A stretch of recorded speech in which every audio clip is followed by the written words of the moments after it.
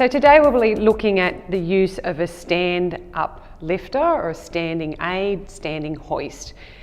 This is designed to support a client and to assist with getting a client from a bed or a chair or transferring them from a chair to a bed.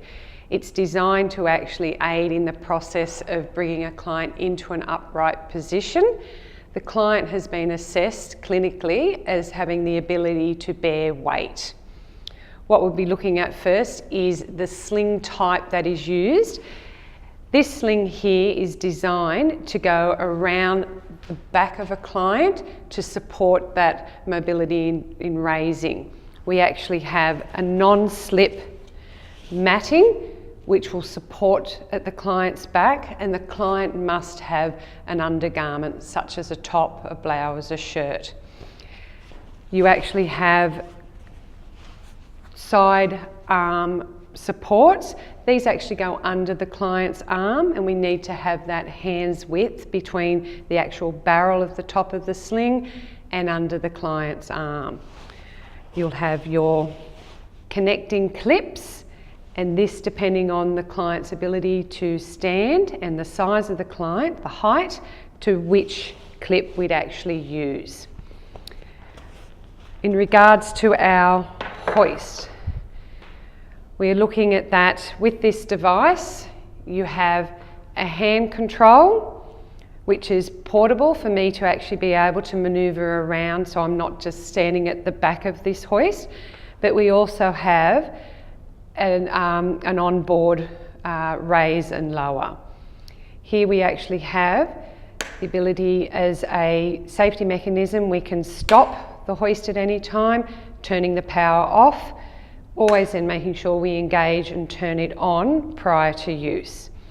This will enable me to raise and lower the hoist, as well as to open and close the legs. We need to ensure the legs of the hoist are open when we are engaging to raise a client from a seated position, so it'll enable us to get closer to the client and around the wheels of the chair. With the battery, we're actually pressing the red button, being very careful. These batteries are quite weighted, so holding with the handle as well as holding the body of to support the battery. Each battery is designed to actually fit into our slots. You've got a protective support and then pressing to actually clip in, giving it a bit of a check to make sure it is in securely. You would have noticed once I start to use the battery or the hoist, the battery indicator will actually engage, telling me how much life and charge is in this battery. The chassis of this hoist, the green handles here, enables me to position myself in whatever is comfortable. So I can actually use the top of the handles, the side to the bottom. It's great for a manual handling manoeuvre. The remainder of the chassis for the client, when we're looking at the raising and lowering, okay, ensuring no one is actually touching the mounted part where we can actually raise and lower, because hands can actually get caught. Clients would actually hold onto the side grips, but they may also choose to hang on underneath, and that is suitable. As far as clipping in our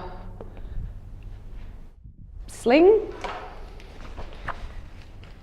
when I have a client in the sling, we're ensuring that we engage and clip these in nice and tightly. And when I actually demonstrate this with our client, I'll show you the importance of that. Other functions of the hoist, okay, we have our nice knee pads, and this is for a client to be able to rest their knees comfortably in. We also have what we call a calf strap. These go around behind a client's legs, clipping in to support a client's leg so their feet don't actually come off the foot plate. We would do the same for both sides. With the foot plate, it's designed for a client to be able to step their feet up onto, engaging their knees and their shin into our actual knee supports. Other safety tips to be aware of with this type of hoist. I've gone through your power on, power off switch. We also have a power override, so in the event of that there has been a failure to operate with this hoist, and if we have a client in an upright position and either my handset fails to operate or my onboard controls stop and operating, I can actually raise this emergency release in an upright position, and with the weight of a client it'll actually slowly come down. Some devices may actually have arrows pointing, which would mean the support worker would be required to either wind that down, so a client would be seated. If there was any error with the operations of this, as far as if a client wasn't able to undertake the task, their health and well-being, or the operation of the hoist wasn't satisfactory, it's important to actually ring and report as soon as possible and not to use it on a client.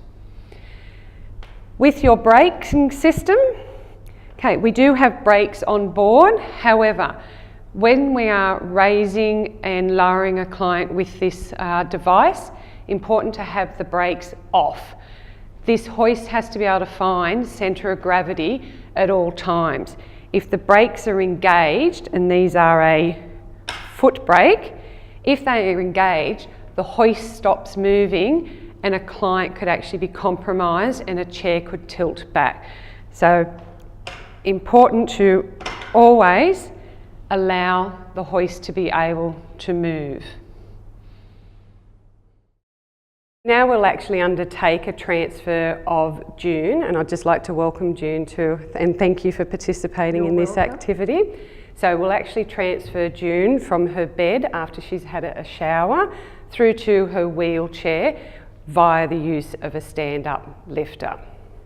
So what we're doing is applying the sling that we've already gone through and shown you, ensuring that this is applied to the small and quite low down on June's back. Then we'll be coming around. We've got support straps. These may be Velcro, or they could actually be as this is, and just like a clip in. So on this model we actually have two. Now these don't need to be tight, just into position and comfortable for a client, ensuring if this is a female client, as with June, coming in under the breast area.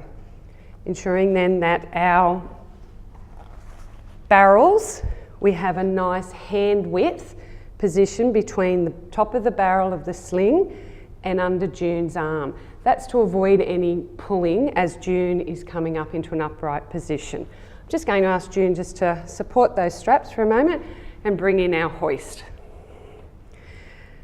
So when we bring a hoist in, I'm actually just going to ask June to raise her feet and step onto the foot plate, ensuring that when I'm bringing this in, I'm keeping an eye that June's knees are resting into the padded knee supports here.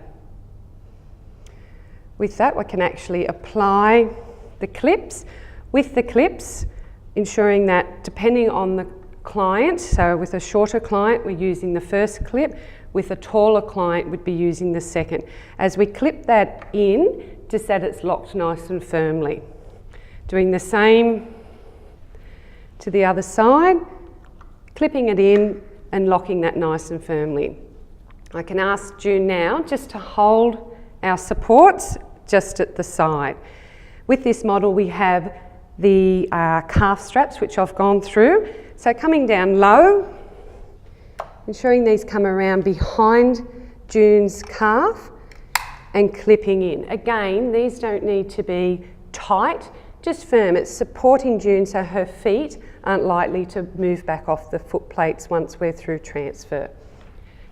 Again, repeating for the other leg. Coming around the back and clipping in. Once we're locked in, again, it's always good just to do a double check and reassure June that we're about to undertake the lift. Your handset, again, be nice and close to the client rather than too far away, because I can actually see and reassure June in what's going on. So we're going to be coming up in one slow motion, and I'll get you to rest back, June, as you're bearing weight on your legs. Coming up. Beautiful. So raising a client to a height that is suitable and comfortable for them. If a client isn't able to bear weight and come completely upright, we're resting back enough. In this case, June likes just to be on a slight angle back, is far more comfortable for her. Now I'll be bringing the hoist forward. Okay, and then whilst I'm walking, I'm turning the hoist, so rather than doing any jerking motions for June. As I line up with my wheelchair, opening the hoist legs, so this will allow me to actually bring the hoist in closest to the wheelchair, directing June as far back, so as she goes to be seated, her bottom will come back further in the chair. Calves are nice and close to the chair, and again we're leaving the brakes off at all time in case the hoist has to move to find its centre of gravity. The brakes are on with the point of destination, in this case our wheelchair. So I'm slowly lowering June, and as you'll see, the hoist required to find that centre of gravity, and if I had the brakes on, it would have caused the wheelchair to completely tilt back. Once we have lowered June, I can release her, unclip. Some clients do choose to help, free if they wish to. Once I've done that, I can undo the calf straps, ensuring I support the straps to avoid it falling on June's feet. Do the same for the other side, again supporting so it doesn't fall on June's feet. And I'm now going to just ask June just to step her feet off the foot plate as I actually remove the hoist away. Once I've done that, ensure that you store your stand aid in a suitable spot so that you still have plenty of room for space around you. Can now detach June, unbuckling straps, and ensure all straps are away so they're not going to get tangled. It's important here, I'm letting June lean forward for me to remove this sling, and then you can rest back, June. Thank you. Thank you. Now apply foot plates, and June's ready to now continue with her day. So in conclusion, with using a stand-up lift or hoist, it's important to ensure that we have gained consent from a client first, and the client is well informed of the process that we're going to undertake. It's also important to ensure that as a staff member you follow safe work guidelines and adhere to the operation instructions of the device, and these you'll find attached to the hoist. If in the event that you have any concerns of the health and wellbeing of your client, or identify any faults with the hoist, ensure that you report these immediately.